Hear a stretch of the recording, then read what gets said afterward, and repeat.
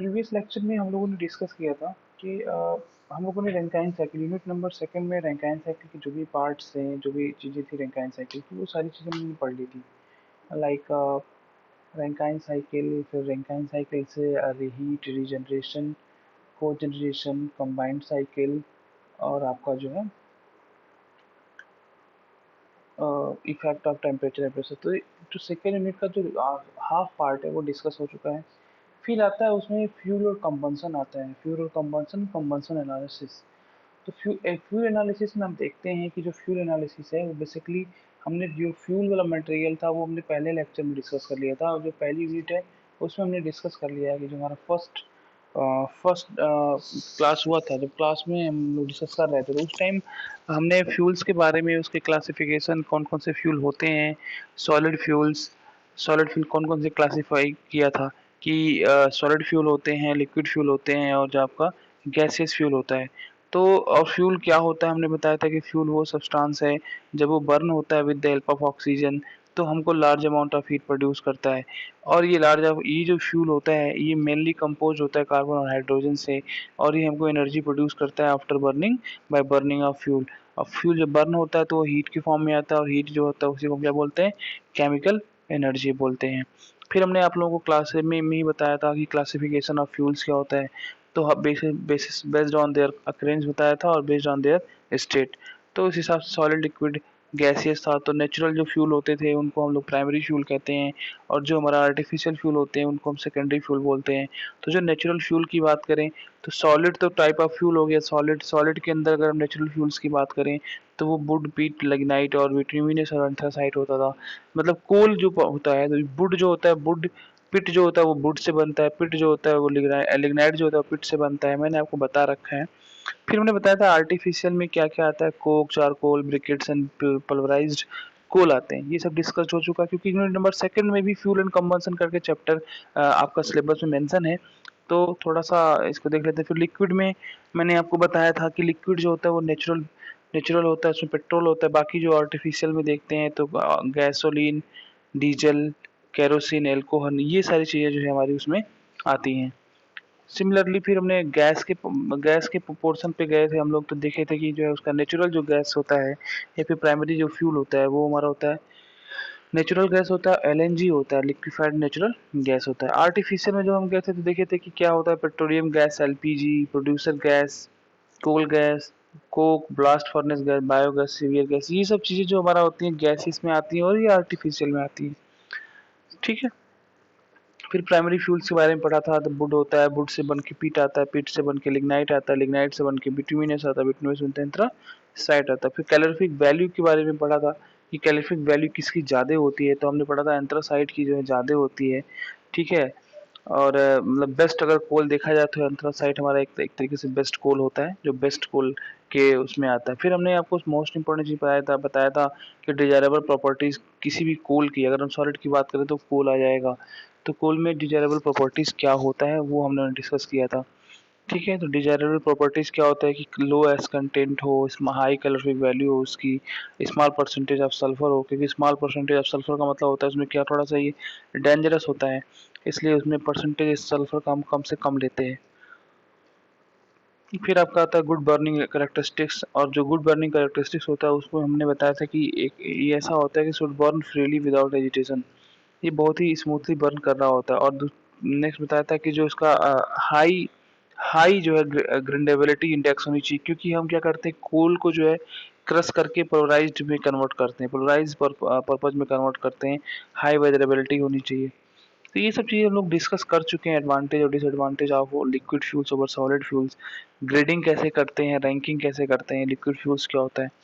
तो अभी हमको कैलकुलेशंस के बारे में डिस्कस करना है कि कैलकुलेशन क्या होता है। तो जब हम कैलकुलेशन की बात करते हैं, जब भी आप फ्यूल कैलकुलेशन की बात करोगे तो आपको आपके सामने दो चीज़ें आती हैं, एक आती है प्रॉक्सिमेट एनालिसिस, दूसरा आता है अल्टीमेट एनालिसिस। दो तरीके के एनालिसिस आपके सामने आएंगी, प्रॉक्सिमेट और जो है दूसरा आएगा आपका अल्टीमेट एनालिसिस। ठीक है। दो एनालिसिस आपके सामने आते हैं, दो तरीके से आपको एनालिसिस करनी होती है।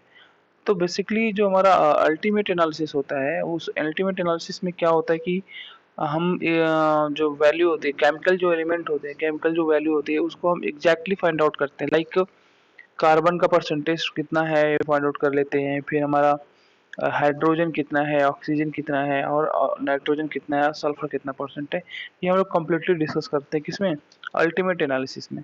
बेसिकली आप ये समझिए कि जो है आपका, आप ये समझिए कि जो हमारा अल्टीमेट एनालिसिस होता है वो हमको ऑक्साइड, क्या होता है ना कि कार्बन होता है, ऑक्सीडाइजेशन होता है, वहाँ से हमें मिलता है। तो जब अल्टीमेट एनालिसिस में क्या होता है कि जब परसेंटेज हम निकालते हैं किसके, ईच केमिकल एलिमेंट के जो कोल में इन्वॉल्व रहते हैं, तो कोल में जो इन्वॉल्व है क्या है, अलॉन्ग विथ एस भी होता है, उसमें मॉइस्चर कंटेंट भी होता है। तो हम जब देखते हैं तो carbon, hydrogen, oxygen, nitrogen, sulphur, moisture, और इन सब चीज़ों को हम निकालते हैं। Like C plus H two plus O two, like C plus H two plus O two. तो इस तरीके से जब हम देखते हैं तो हमारा वहाँ से भी आ जाता है, लाइक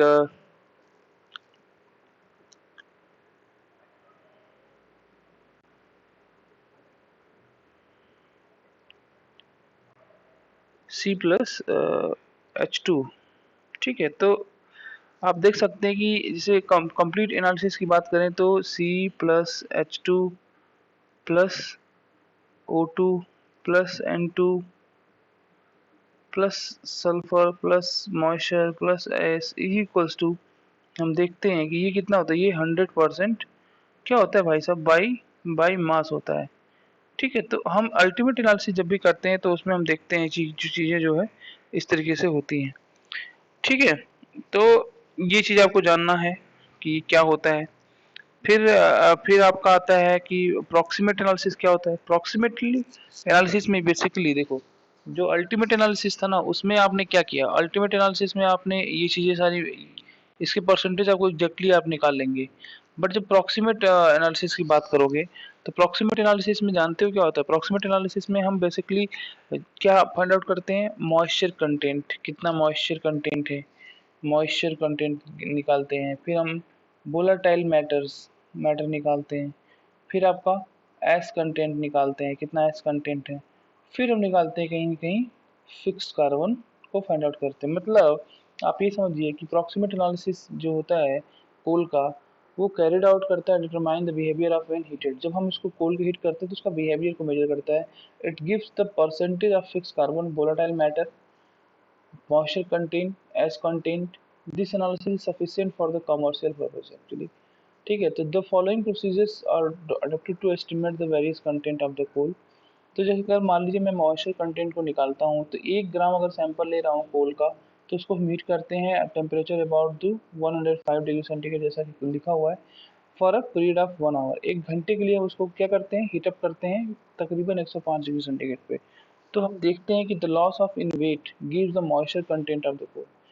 ठीक है, तो जब हम देखते हैं कि मॉइस्चर कंटेंट कैसे फाइंड आउट करोगे, हम कोल को लेंगे और कोल को क्या किया हमने, उसको हीटअप किया तकरीबन जो है 105 डिग्री सेंटीग्रेड पर तकरीबन 1 घंटे के लिए। तो 1 घंटे में हमने देखा तो हमने देखा कि कितना लॉस हो रहा है वेट का तकरीबन। तो लॉस इन वेट हो रहा है और क्या कर रहा है, मॉइस्चर कंटेंट दे रहा है हमें कोल का। अब वोलेटाइल मैटर क्या होता है, 1 ग्राम अगर हमारा कोल का सैंपल लेते हैं 1 ग्राम के आसपास, तो वो उसको उस कोल को 1 gram of sample of coal को हम प्लेस कर देते हैं कवर प्लेटिनम क्रूसिबल का, प्लेटिनम से एंड हीट करते हैं अबाउट 950 डिग्री सेंटीग्रेड। कितना, अबाउट 950 डिग्री सेंटीग्रेड। अब इस प्रकार जो this temperature is maintain for about 7 minutes, 7 minute तक ऐसे टेम्परेचर को मेंटेन करते हैं। ठीक है, and there is a loss in weight due to vaporization of the moisture content, moisture and volatile matter। देखिए volatile का मतलब ही होता है वेपराइजेशन, जो हमारा वेपर बन के फॉर्म, वेपर के फॉर्म में आप उठ के मॉइस्चर कंटेंट जो है इवापोरेट हो जाता है। तो अगर हम कोल का 1 ग्राम लेते हैं और उसको गर्म करते हैं या प्लेटिनम क्रूसिबल कर देते हैं, उसको हीटअप करते हैं 950 डिग्री सेंटीग्रेड पे, तो हम ये देखते हैं कि अगर इस टेम्परेचर को हम 7 मिनट तक, जो 7 से 8 या 10 मिनट तक जो है मेंटेन करके रखते हैं, तो देखते हैं कि कहीं न कहीं वेट का लॉस होता है और जो हमारा मॉइस्चर कंटेंट क्या होता है, वेपराइज्ड हो जाता है। तो इस तरीके से हम इसको मेजर करते हैं। तो देखते हैं कि सिंस मॉइस्चर कंटेंट जो होता है already been calculated, the volatile matter can be obtained as। तो अब क्या होता है कि वोलेटाइल मैटर निकालते कैसे, तो volatile matter is equal to होता है total loss in weight minus moisture content. ठीक है, तो अगर हम देखें कि वोलेटाइल अगर मैटर से निकालते हैं आप, अगर वोलेटाइल मैटर से आपको फाइंड आउट करना है, तो आप देखेंगे कि टोटल लॉस कितना हो रहा है। टोटल लॉस में जो हो रहा है, उस लॉस इन वेट माइनस कर देंगे क्या, मॉइस्चर कंटेंट माइनस कर देंगे, तो हमारा कितना निकल जाएगा, वोलेटाइल मैटर्स को हम फाइंड आउट कर लेंगे। तो इस तरीके से हम एनालिसिस जब करते हैं फ्यूल का, तो एनालिसिस करते वक्त दो तरीके से करते हैं, आपको मालूम चलेगा, प्रॉक्सीमेट करते हैं, एक अल्टीमेट करते हैं। अल्टीमेट में क्या करते हैं, फिक्स जो हमारा केमिकल्स जो हमारा एलिमेंट होते हैं उसके परसेंटेज को फाइंड आउट कर लेते हैं एग्जैक्टली। प्रॉक्सीमेट में क्या करते हैं, हम मैटर्स को फाइंड आउट करते हैं, moisture content, volatile matter, S content और फिक्स कार्बन। तो अब हम एस कंटेंट के बारे में देख लेते हैं कि देखिए पहला हमने मॉइस्चर कंटेंट समझ लिया कि हाँ, किसी 1 ग्राम कोल लिया और उसको हमने जो है temperature about 105 degree centigrade 10 degree centigrade पे क्या किया, उसको 1 घंटे के लिए छोड़ दिया, तो हमने देखा कि जो लॉस हो रहा है उसका वेट में लॉस हो रहा है और जो है moisture content of the fuel में। दूसरा हमने आपको बताया कि वोलाटाइल मैटर क्या होता है। वोलाटाइल मैटर मैंने बताया कि 1 ग्राम कोल सैंपल लिया, उसको हमने जो है कवर कर दिया प्लेटिनम से, फिर हमने उसको 950 डिग्री सेंटीग्रेड पर गर्म किया और लंबे टाइम तक जो उसको मेंटेन किया। लंबे टाइम का मतलब 7 से 8-10 मिनट तक। फिर हमने देखा कि उसके वेट में लॉस हो रहा है और कहीं कहीं मॉइस्चर कंटेंट भी जो है कम हो रहे हैं। ठीक है, अब एस कंटेंट क्या होता है, एस कंटेंट में क्या होता है कि जो एक सपोज एक वही 1 ग्राम कोल लिया, उसको अनकवर्ड कर दिया, crucible is heated at to temperature about 720 degree centigrade 720 degree centigrade until the coal is completely burn. Ash मतलब राख होता है, जला हुआ, जलने के बाद जो चीज़ बचता है उसे एस कंटेंट बोलते हैं। तो हम उसको 720 डिग्री सेंटीग्रेड पे रखते हैं और तब तक रखते हैं जब तक कि हमारा जो फ्यूल है कम्प्लीटली बर्न ना हो जाए। कोल है, अगर coal as a fuel solid fuel ले रहे हैं तो वो कम्प्लीटली बर्न ना हो जाए, जब तक बर्न नहीं होगा तब तक हम उसको मेंटेन रखेंगे टेम्परेचर। तो कंप्लीट कंबंशन अगर कोल का हो जाता है तो क्या होता है कि अगर हमारा कंप्लीट, तो उसको repeated weight of temp sample the ensure that there is only ash come remaining in the crucible. देखो अगर कंप्लीट कंबंशन होगा तो सिर्फ क्या बचेगा, सिर्फ एस बचेगा। अगर कंप्लीट कंबंशन, अगर इनकम्प्लीट कंबंशन है तो एस के साथ साथ कुछ चीजें फ्यूल भी बच जाएंगी, जिसे हम अनकम्प्लीट बर्निंग बोलेंगे, हाइड्रोकार्बन बोलेंगे। ठीक है, ये समझ में आ गई बात। ठीक है, कि हम अगर एच कंटेंट की बात करेंगे तो हम कुछ एग्जांपल लेंगे कि हाँ 1 ग्राम हमने सैंपल लिया कोल का, उसको अनकवर्ड कर दिया और उसको हीटअप किया 720 डिग्री अंटिल, तब तक जब तक पूरी कंप्लीट बर्निंग ना हो जाए। अगर कंप्लीट बर्निंग होती है तो सिर्फ हमको एच कंटेंट ही मिलेगा। अब फिक्स कार्बन क्या होता है, fix carbon can be obtain कैसे, फिक्स कार्बन क्या होता है, जैसे कि 100% by mass of coal minus moisture content plus volatile matter plus ash. अब फिक्स तुम कार्बन कैसे निकालोगे, फिक्स कार्बन निकालने का एक ही तरीका, यही तरीका है कि जितना मॉइस्चर कंटेंट है, मान लो अगर हम कह रहे हैं कि 100% जो है आपका बाई मास कोल है। ठीक है, बाई मास, अब इसमें से मॉइस्चर कंटेंट माइनस कर लो, मॉइस्चर जो हो रहा है वो माइनस कर दो, प्लस आपका वोलेटाइल मैटर जो हो रहा है वो माइनस कर दो, और फिर वैस तो इस जब इतने को माइनस कर दोगे तभी तो कंफर्म और फिक्स्ड टेम्परेचर फिक्स जो मिल जाएगा कार्बन, तभी फिक्स कार्बन मिलेगा आपको। भाई जितना आपने बाई मास आपने कोल लिया है उसमें कितना मॉइस्चर कंटेंट है, कितना वोलेटाइल मैटर है और कितना एस है, उन सबको माइनस कर देंगे तो आपको कंप्लीटली फिक्स्ड जो है कार्बन मिल जाएगा। तो हाउएवर जो the difference does not represent all the carbon present in the coal because some of the carbon in the form of hydrocarbon में हैव बीन लॉस्ट। मतलब हाइड्रोकार्बन का मतलब ये होता है अनबॉन्ड हाइड्रोकार्बन जो आते हैं वो अनबॉन्ड होते हैं, मतलब हाइड्रोकार्बन मतलब जो जले नहीं हो। ठीक है, तो ये हमने जो डिस्कस किया, हम लोगों ने डिस्कस किया, वो हमने डिस्कस किया प्रॉक्सिमेट एनालिसिस के बारे में। बट अगर तुम ये देखो कि अल्टीमेट एनालिसिस में कुछ है नहीं, बहुत सिंपल सा है। इसमें क्या है, सिंपल सा इसी की बेसिस पे हम कैलकुलेशन करते हैं। ठीक है, तो अल्टीमेट एनालिसिस में क्या होता है कि ये परसेंटेज देता है ईच केमिकल एलिमेंट्स को इन कोल में along with the ash and moisture content.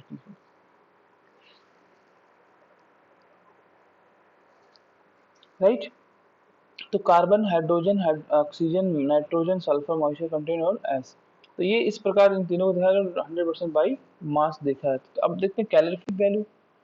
तो कैलोरीफिक वैल्यू को हमने बताया था कि कैलोरीफिक वैल्यू को समझना, देखिए एक चीज़ और होती है, स्टोकियोमेट्रिक होती है। तो स्टोकियोमेट्री बताते हैं। तो कैलोरीफिक वैल्यू जो होता है, कैलोरीफिक वैल्यू में क्या होता है कि जो हमारा सॉलिड या लिक्विड फ्यूल होता है, जो भी हमारा सॉलिड लिक्विड फ्यूल है, तो इसमें देखते हैं हम कि सॉलिड लिक्विड फ्यूल में बेसिकली क्या होता है कि calorific value of solid liquid fuel को हम ऐसे डिफाइन करते हैं कि जो हीट इवॉल्व होता है कंप्लीट कंबंशन, मान लीजिए कि यूनिट मास ऑफ फ्यूल का हम कंप्लीट कंबंशन कर रहे हैं, तो द जब calorific value of gas fuel is expressed as the heat evolve by the complete combustion of 1 cubic meter of gas at a standard temperature and pressure. There are two calorific values fuel. दो तरीके का आपको calorific value fuel आपको दिख जाएंगे। तो एक तो आपको हायर कैलोरीफिक वैल्यू होगा और एक आपका लोअर कैलोरीफिक वैल्यू होगा। दो तरीके का आपको कैलोरीफिक वैल्यू दिखेंगे। ठीक है, तो जो हमारा हायर कैलोरीफिक वैल्यू है माय डियर, उसमें क्या होता है कि जो हमारा फ्यूल होता है वो हाइड्रोजन के जो कंटेन करता है हाइड्रोजन और प्रोड्यूस करता है वाटर वेपर ड्यूरिंग कंबंशन। जब हमारा कंबंशन होता है हायर हायर कैलोरीफिक वैल्यू में समझिएगा कि हायर कैलोरीफिक वैल्यू जो होता है ये कंटेन करता है containing hydrogen and produce water vapour vapour during combustion. जब कंबंशन होता है तो ये वाटर वेपर को प्रोड्यूस करता है। अब जब ये प्रोड्यूस कर रहा था these products of combustion are cooled sorry sorry cooled to the room temperature. The water vapour जो होता है वो कंडेंस करते हैं evolving its latent heat of vaporisation. तो इस तरीके से आप ये समझ लीजिए, आप नोट्स बनाते चलिएगा कि जो फ्यूल कंटेन करते हैं अगर हाइड्रोजन को प्रोड्यूस करते हैं वाटर वेपर को ड्यूरिंग कंबंशन, और ये जो प्रोडक्ट होता है combustion are cooled to the room temperature और the water vapour will be condense. Room temperature में जब इसको कूल करते हैं तो वाटर वेपर जो होता है कंडेंस होता है एंड लेटेंट हीट जो होता है वो वेपराइज हो जाता है। ठीक है, और प्रोड्यूस करता है maximum amount of heat per kg of fuel. तो this heat is known as higher calorific value. फिर से समझिए कि जो भी हमारा फ्यूल होता है वो हाइड्रोजन कंटेन करता है, अब वो प्रोड्यूस करता है वाटर वेपर को जब कंबंशन होता है। अब हम कंबंशन जब करते हैं किसी रूम टेम्परेचर पे तो हम देखते हैं कि जो वाटर वेपर है वो कंडेंस हो जा रहा है, कंडेंस हो जा रहा है, और कंडेंस होकर लेटेंट हीट क्या हो रहा है उसका वेपराइज हो जा रहा है। ठीक है, तो वो क्या प्रोड्यूस कर रहा है maximum amount of heat produce करेगा। यार देखो जब कंडेंस हो जाएगा, कंडेंस हो जाएगा तो कहीं ना कहीं आपको सिर्फ हीट ही बचेगा। हीट जो बचेगा वो क्या हो जाएगा heat per kg of fuel होगा। अब इस हीट को क्या बोलेंगे हायर कैलोरीफिक वैल्यू बोलेंगे। लोअर कैलोरीफिक वैल्यू क्या बोलते हैं? लोअर कैलोरीफिक वैल्यू वो होता है कि जब जो फ्लू गैसेस होते हैं उसको रूम टेम्परेचर पे हम उसको नहीं कर सकते, मॉइस्ट कंबंशन प्रोसेस नहीं किया जा सकता है। जैसे कि आपको मैंने बताया ना कि रूम टेम्परेचर पे आपने कंबंशन करा लिया जो है हायर में, लेकिन लोअर में ऐसा नहीं कर सकते हैं। और यहाँ पे क्या करते हैं जो अमाउंट ऑफ लेटेंट हीट होता है वाटर वेपर का गैस जो वेस्ट हो जाता है, वो क्या होता है वो वेस्ट हो जाएगा, वो वेस्ट हो जाता है। अकॉर्डिंगली जो कैलकुलेशन जो करेंगे हम लोअर कैलोरीफिक वैल्यू का, we assume that the water vapour form during the combustion leaves the vapour. तो अब हम इसको कैसे फाइंड आउट करते हैं? अगर हम लोअर की बात करेंगे तो L C lower calorific value बराबर क्या कर लेंगे, ये एज ए न्यूमेरिकल बता देंगे, भेज देंगे हम L C V H D heat carried away by water, लिखा हुआ है यहाँ पे लिखा हुआ है heat carried away by by water vapour form per kg of fuel bond. आप देख सकते हैं ये लिखा हुआ है दिस इज ठीक है, ये फॉर्मूला है, ये फॉर्मूला को नोट करना है। जहाँ पे एम डब्ल्यू जो है वो हमारा क्या है, वो हमारा है मास ऑफ वाटर वेपर। ठीक है, mass of water vapour form per kg of fuel, per kg of fuel जो है mass of water, we assume that the water vapour form during the combustion leaves as a vapour. तो LCV is equal to low calorific value क्या होता है, high calorific value में से हम अगर माइनस कर दें जो हीट कैरिड अवे हो रहा है बाई वाटर वेपर, तो कितना हो रहा है डब्ल्यू एम, जो एम डब्ल्यू क्या है mass of water vapour form per KG fuel bond होता है। एच एफ जी क्या होता है लेटेंट हीट ऑफ वेपराइजेशन होता है at the partial pressure of water vapour in the combustion. तो उसका अप्रोक्सीमेटली जो वैल्यू लिखा हुआ है वो 2395 किलो जूल पर केजी। तो यूनिट जो होता है कैलोरीफिक वैल्यू का वो किलो जूल पर केजी होता है, मतलब 1 केजी में कितना एनर्जी आपको मिल रहा है आफ्टर कंबंशन, वो हमारा कैलोरीफिक वैल्यू होता है। अब हाई कैलोरीफिक वैल्यू निकालने का जो फॉर्मूला हमारा ये होता है, तो ये फॉर्मूला आपको याद करने पड़ेंगे क्योंकि फॉर्मूला बेसिस क्वेश्चन आते हैं तो आपको लगाने पड़ेंगे। तो ऐसे भी सिंपल सा है 1/100 35,000 C carbon plus 14 14300 into H minus O oxygen by 8। तो ये आपका निकल के आ जाएगा और ये रिलेशन आ जाएगा लोअर कैलोरीफिक वैल्यू और हायर कैलोरीफिक वैल्यू माइनस इसमें। तो ये एक तरीका है जो है आपको फ्यूल को कैलोरीफिक वैल्यू को डिफाइन करने का। फिर हमारा जो आता है मेजर पार्ट आता है वो हमारा है कंबंशन ऑफ फ्यूल। तो कंबंशन ऑफ फ्यूल में आपको पता है कि ऑक्सीडाइज करना पड़ेगा। तो जो फॉलोइंग केमिकल्स रिएक्शन जो है हमको दिख रहे हैं, इसको यूज करेंगे हम कैलकुलेट करने के लिए amount of oxygen required and the amount of gases produce by the combustion of fuel. तो जब कंबंशन, देखिए सबसे पहले ये आपको सबने पढ़ा है कि अगर कार्बन प्लस ऑक्सीजन को हमने ऐड किया तो क्या बन गया CO2। तो मॉलिक्यूलर वेट कितना होगा इसका 12 है, इसका 16 हो जाएगा, 16 टू जा 32 हो जाएगा, इक्वल टू 44 हो जाएगा। तो 1 ये रिलेशन आ जाएगा। ये एक्चुअली ये केमिस्ट्री है, थोड़ा सा इसमें केमिस्ट्री रहेगा। केमिस्ट्री जिनको आ रही है वो इजीली कर लेंगे, समझ लेंगे वहाँ पे। फिर हमने देखा 2C plus O2 equal to 2CO है, ठीक है। तो मॉलिक्यूलर वेट हो जाएगा 12 इंटू 2 24 प्लस 32 इक्वल 56। तो ये एक रिलेशन बन के आ जाएगा। तो इस तरीके से आपको ये रिलेशंस पूरे देखने हैं, पढ़ने हैं सारे के सारे। देखिए ये रिलेशंस आपको देखने हैं, ये पढ़ने हैं आपको, ठीक है। फिर आपका कंबंशन ऑफ हाइड्रोकार्बन फ्यूल आएगा, इसको अभी देखते हैं, ठीक है। ये आपको नोट करना है, ये टेबल्स आपको नोट करने हैं, ये नोट कर लीजिएगा। कहने इसमें क्या है, टेबल्स में क्या है कि जो कन्वर्जन होता है वॉल्यूमेट्रिक एनालिसिस टू मास जो है, मास या फिर ग्रेमेट्रिक एनालिसिस एंड वाइस वर्सा, उसका सीधे सीधा एक क्वेश्चन से यहाँ पे लिखा हुआ है कि जो कॉन्स्टिट्यूएंट है, मान लो अगर सी यू है तो उसका जो वॉल्यूम फ्रैक्शन है वो C1 है। मॉलिक्यूलर वेट कितना हो रहा है 28 हो जाएगा, पता है सबको कि ये 16 प्लस 12 हमारा 28। फिर प्रोपोर्शनल, अगर प्रोपोर्शनल मास निकालेंगे तो कैसे निकाल रहे हैं, फॉर्मूला लिखा हुआ है यहाँ पे, इतना आएगा। और फिर ये मास फ्रैक्शन के लिए वैल्यू कैसे फाइंड आउट करते हैं। तो सिमिलरली हमारा CO है, CO2 है और N2 और O2 भी है। तो यहाँ से हम सिमिलरली इन चीज को फाइंड आउट कर लेते हैं, क्लियरली फाइंड आउट कर लेंगे। मतलब ये इसको आपको नोट करना पड़ेगा चीजों को, इनको आपको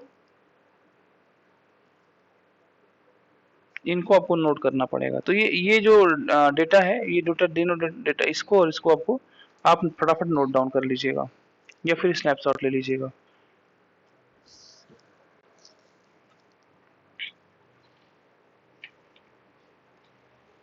ठीक है।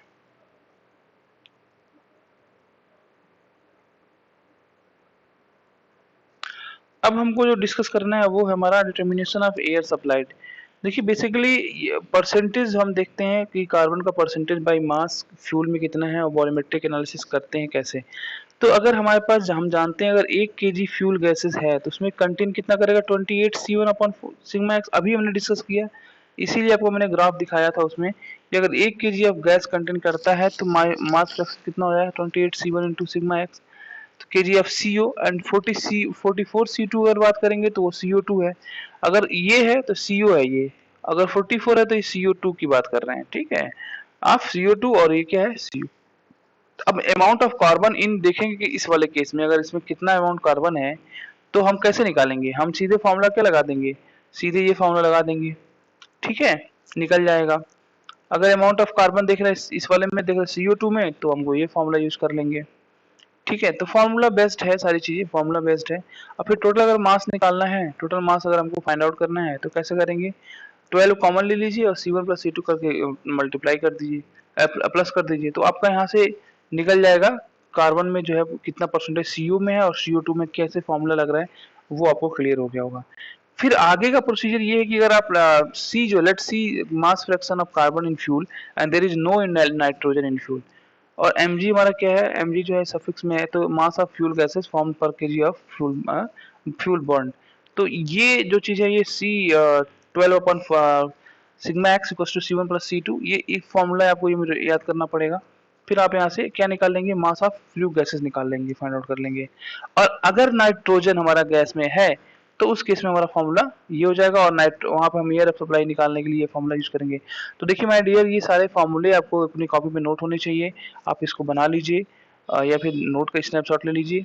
इसी सिमिलरली आपको जो है एक्सेस एयर सप्लाई कैसे करते हैं उसका डिटेल आपको यहाँ मिलेगा, उसका फॉर्मूला पूरा यहाँ पे मिलेगा आपको, उसका फॉर्मूला पूरा यहाँ पे मिलेगा, कैसे फाइंड आउट करेंगे।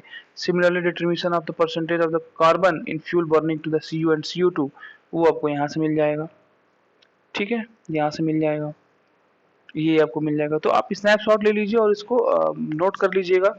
स्नैपशॉट इसमें डिस्कस बहुत ज़्यादा करना है नहीं, तो ये चीज़ें यहाँ तक है। तो मैं यहाँ पे कुछ फ्रैक्शन ऑफ सेकंड्स के लिए रुक जा रहा हूँ ताकि आप स्नैपशॉट लेने में कंफर्टेबल फील कर लें। जैसे इसको आप स्नैपशॉट ले लीजिए, फिर आप इसको ले लीजिए, फिर आप इसको ले लीजिए, फिर ये लीजिए। बुक में भी अवेलेबल है बट पीके नाग वगैरह में आपको नहीं मिलेगा। तो आप अभी तक जो हमने डिस्कस किया वो बेसिकली हमारा जो डिस्कशन था वो रिलेटेड था जो है फ्यूल एंड कंबंशन से। फ्यूल और कंबंशन क्या होते हैं और उसके प्रोसेस क्या क्या होते हैं। तो हम लोगों ने ये पढ़ लिया फ्यूल कंबंशन। अब हम लोग अगला चैप्टर जो हमारा होगा वो भी हमारा एडियाबैटिक फिल्म टेम्परेचर से होगा और कुछ टॉपिक इससे रिलेटेड होगा और न्यूमेरिकल्स लगेंगे ताकि हमारा यूनिट नंबर सेकंड जो है खत्म हो जाएगा। देखिए मैं एक बार फिर से बोल रहा हूँ कि मैंने आपको बताया है, समझाया है, लेकिन ये फ्यूल एंड कंबंशन पे डेफिनेटली आप लोग केमिस्ट्री से पूरा रिलेटेड है। आप लोग जब इसको कवर करेंगे तो आपका फर्स्ट यूनिट भी कवर हो जाएगा, ठीक है। और मैं कुछ न्यूमेरिकल्स पोर्शन भी भेज दूंगा, कुछ लगवाने की भी कोशिश करूंगा जो ऑनलाइन लग जाए, ठीक है। तो आपको लगाना है, हर हर हाल में इसको समझना है, ठीक है। तो अपकमिंग लेक्चर्स में हम इसको देख लेंगे। और एक चीज़ और आपको कुछ चीज़ें आपको नोट कर लेना है कि क्या क्या पढ़ लेना है। जैसे आपको ये पढ़ लेना है कि जो हमारा फ्यूल गैस एनालिसिस होता है, फ्लू गैस एनालिसिस, इसमें आता है ऑरेस्ट अपार्टस, जो मैंने आपको ट्यूटोरियल में दिया था। ये आपने डिस्कस का पूरा अच्छे से नोट्स बना लीजिएगा वो डायग्राम के साथ।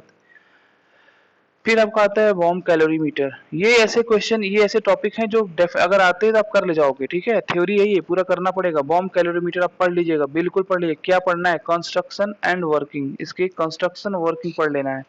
2 असाइनमेंट दे रहा हूँ, एक है ऑरसट अपार्टस पे और वार्म कैलोरीमीटर है। इन दोनों का डायग्राम चाहिए मुझे, ठीक है।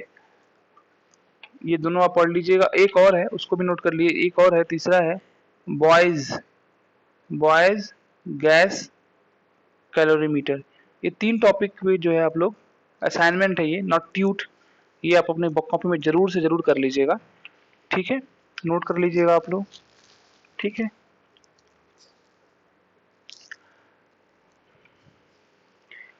बाकी ठीक है, बाकी जो वीडियोज हैं उसको आप देख सकते हैं। तो कहीं ना कहीं जो हमने आज का फ्यूल कंबंशन का एनालिसिस पढ़ लिया। ब्रशअप हमने इसलिए किया कि जो solid fuel, liquid fuel, gases fuel है उसके बारे में भी डिस्कस हम लोगों ने कर लिया है, पहले ही कर लिया है। एनालिसिस कैसे करते हैं? तो प्रॉक्सिमेट एनालिसिस, अल्टीमेट एनालिसिस, 2 तरीके से एनालिसिस करते हैं, ठीक है। अब ये जो एनालिसिस होता है इसके थ्रू जो अल्टीमेट के अंडर में जो हमारा केमिकल एलिमेंट होता है उसका एग्जैक्ट वैल्यू डेटा हम फाइंड आउट करते हैं। प्रॉक्सिमेट की एनालिसिस में देखते हैं तो हमने moisture content, volatile matter, S content, ये सब चीजें फाइंड आउट करते हैं। तो इन दोनों तरीके से हम जो फाइंड आउट करते हैं। तो एक्सेस एयर कैसे निकालते हैं, परसेंटेज ऑफ कार्बन कैसे निकालते हैं, नाइट्रोजन का कैसे निकालते हैं, वो फॉर्मूला आपको भेज दिया है, वो हमने बता दिया है। अब कल जब न्यूमेरिकल लगाएंगे तो डेट क्लियर और अच्छे से क्लियरिटी हो जाएगी कि हाँ कैसे कैसे होना है, ठीक है। और रैंकाइन साइकिल्स पे आप लोग न्यूमेरिकल लगाते रहेंगे। रैंकाइन साइकिल जो हम लोगों ने डिस्कस किया, जो हमने वीडियो में डिस्कस किया है, तो उसमें आप जो है उसको रैंकाइन साइकिल के जो न्यूमेरिकल्स हैं उसको आप फोकस करेंगे, उसको लगाएंगे। कम से कम आप ये मानिए आपको रैंकाइन साइकिल में 5 क्वेश्चन, बाइनरी पेपर साइकिल में 2 4 क्वेश्चन, 3 क्वेश्चन ऐसे आपको लगाने हैं, ठीक है।